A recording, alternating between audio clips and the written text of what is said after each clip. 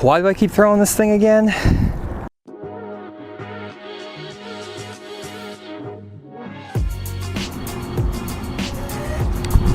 Got him. This is a good one.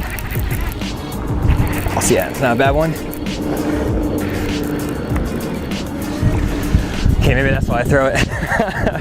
What's up, guys? Here on Lake Dardanelle today. Just got a little bit of a late start, but it's a beautiful afternoon, like 62, 63 degrees outside. Water temperatures are still in the 50s, and I'm just here throwing an Alabama rig, and hopefully I'm gonna be able to catch a bunch of bass like this today, so stay with me.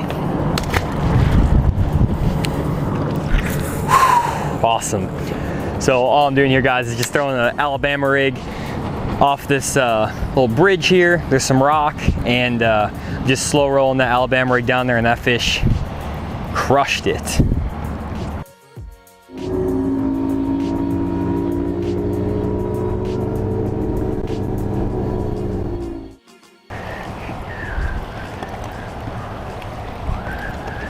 Got him. Good one. Back out of here. What do I got? Get up here, fish. Got Alabama rigs all over him. There we go. Another nice bass right here on the Alabama rig. Just changed up. He actually came straight to another bridge, and there's a bunch of current pushing out from underneath this bridge.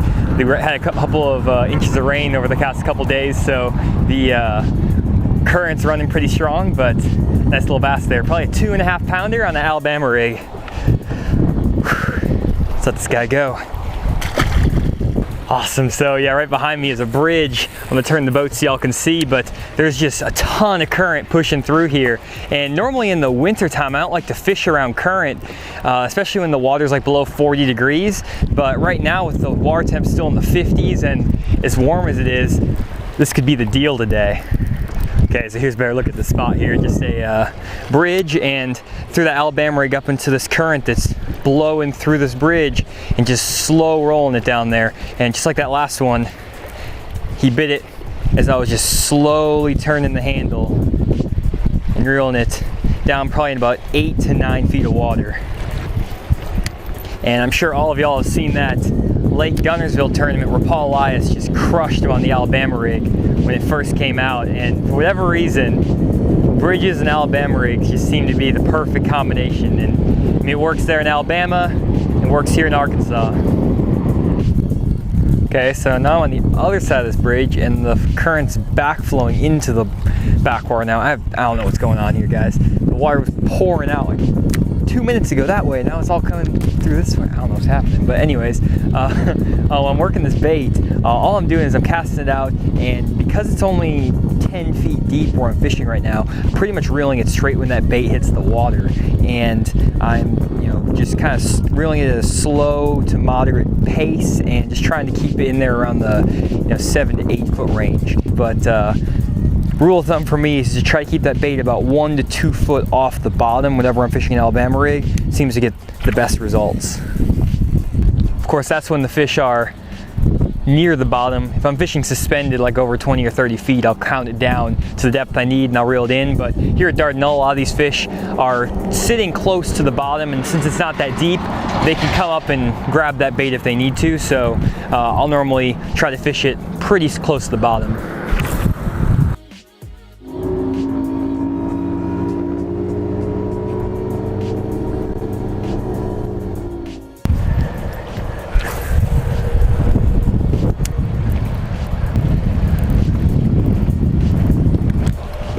Got him. Good one. Another bridge. Another bass. 2 bass. Double. Yes! Woo! Look at that, guys. Woo! Doubled up. I haven't done that in a long time on the Alabama rig. There's a bunch of fish here I gotta pull off of here. Yes! Oh, man. That is awesome. Look at that. Yes.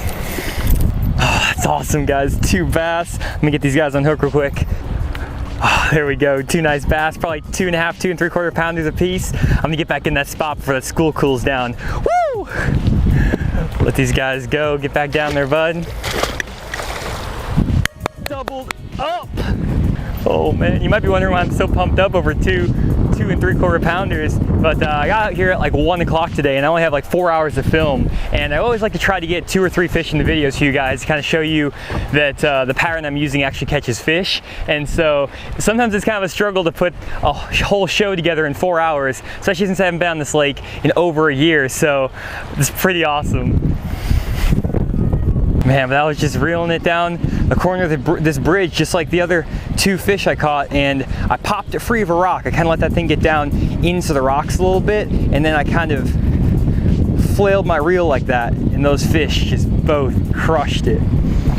Okay, so here's the spot I'm fishing today. It's just a railroad bridge surrounded by some chunk rock riprap, and because of the rain over the past couple days, there's a lot of current pushing through this bridge out of the backwater. And this current will create things called eddies, which is slack water on the corners of these bridges. And these fish are gonna sit right in that eddy and ambush any bait that gets blown through the bridge from the current.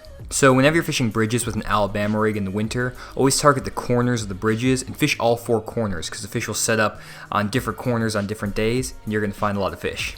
And now here's an image of the corner of this bridge using the side scan on my Humminbird. And you can see there's some really good chunk rock down there. You can also see the actual bridge pilings on the graph here too. And then if we zoom into the spot, you can actually see a bass suspended over the corner of this bridge. And a lot of times you can't see the fish actually around these bridge corners because they'll be sitting right on the bottom and blending with that chunk rock. So a lot of times I won't even graph over these spots before I fish them. I'll just pick up the Alabama rig, cast across, and hope there's fish down there.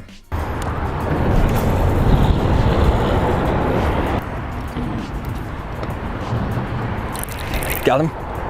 Yep. Good one. Oh yes, that's what I'm talking about. That's a better one. On that Alabama rig, it's a 3-pounder right there. It's like 5 minutes after I caught that double, I just moved underneath this bridge here, came down this little riprap bank, and another beautiful bass on the Alabama rig. That's my limit right there in 1 hour and 23 minutes. Got my limit. Haven't been to this lake in a year, dude. That's awesome. Woo! Here we go. Let's let this beautiful bass go. Look at that thing. Gorgeous. Got a nice belly on it. Nice bass. Let's let it go. Just working down this riprap bank. I'm sitting in 14 feet of water, just slow rolling that Alabama rig parallel to this bank, and that fish just crushed it. Okay, so by now you're probably pretty curious about my Alabama rig setup, so let me walk you through it real quick. So first off, the rig itself. I've fished pretty much every Alabama rig on the market and a lot of homemade ones. I've tried a lot of different trailers, jig heads, pretty much everything. And I found that this whole setup right here works the best for me. It catches the most fish and the biggest fish. And what it is a Strike King titanium umbrella rig, rigged up with 4 Strike King swimming caffeine shads in the pearl color. This is the 4-inch size. And then I'll have 4 of those on the outside wires. And then the middle wire, I'll have a Strike King 4.5-inch Shadalicious Swimbait. And on those outside swimbaits with the caffeine shads, I'll use 1/8 ounce Shakey head jig heads. They have pretty light wire hooks, so I can pull the hooks out of brush and stuff and not lose the rig. And then for the middle swimbait, I'll use a 1/4 ounce Shakey head hook, and again, it has a light wire, so I can just rip it out of the brush. And I don't seem to have any problem like straightening out the hook on the hook set, so don't have to worry about that. And the reason I like this titanium umbrella rig by Strike King is that it actually has these wires that bend. And so, as you can see when I'm bouncing this rig, the whole rig actually flexes. And in the water, it'll kind of pulse like that when I pull it, and I just think the fish really like that. And it's really different from a lot of the Alabama rigs that they're seeing out here on the water. So I think that this rig is really good, and it might give you an edge over other Alabama rigs or other people throwing Alabama rigs with the stiffer wires. And then as far as my rod, reel, and line go, I'll throw a 7'10" heavy action rod, and this is actually the Smoke Series 3 by Quantum, and I just got this rod and I actually really like it. It doesn't have micro guides, which is great. I hated micro guides. I think they were dumb, and actually it's still really light even though it has normal guides, and I don't know, the blank is really sensitive, so I like it. And then for my reel, I'm just throwing an old Quantum 6:2-to-1 gear ratio bait casting reel. This thing is like 12 years old, but it's a little bit slower gear ratio, so I can kind of reel it slow and keep that bait down. And so I would suggest anything from a 5:1 to 6:3-to-1 gear ratio reel for your Alabama rig. And then for the line, I'm throwing 25-pound Berkeley big game. And I like to throw monofilament as opposed to braid, because I think the fish are a little bit less line shy with the monofilament, but that 25-pound big game is so strong. You can literally pull up an entire brush pile with this rig, and I've had these rigs break before my line. So 25-pound big game is super cheap. It's like $7 for like 250 yards or 500 yards or something like that. It's crazy. And so definitely go with big game, go with a big rod and a slow gear ratio reel, and you're gonna be all set. And another thing I love about this Alabama rig is I don't have to fish this thing slow like I do a jerkbait or a jig this time of year. Oh, got him. I can fish it pretty quick. Just reel it back to the boat and catch fish. Hopefully bigger ones than this, but hey, you can see, you can just reel that thing straight back to the boat. Don't have to let it sit, don't have to pause it, and you can catch fish. And I will say one thing, fishing this Alabama rig does take commitment. I'm making it look pretty easy today, catching a bunch of fish quick, but a lot of times I'll fish this thing for 8 hours in a day and maybe only get 5 bites, but they're normally gonna be pretty good bite. And when I'm fishing this thing, I'm throwing it all day. This isn't a bait you can pick up for 20 minutes at a time, throw it down the bank and expect to catch a lot of fish. It takes a lot of commitment. It's kind of like a frog. You have to throw it all day, and if you do, you're gonna catch some good fish. So if you're new to fishing the Alabama rig, and haven't caught a lot of fish on it, or wanna try it for the first time, just bring one rod with the Alabama rig and throw it all day. And you might not get that many bites the first time you do it, but if you do it 2 or 3 times, I guarantee you're gonna get some big bass in the boat.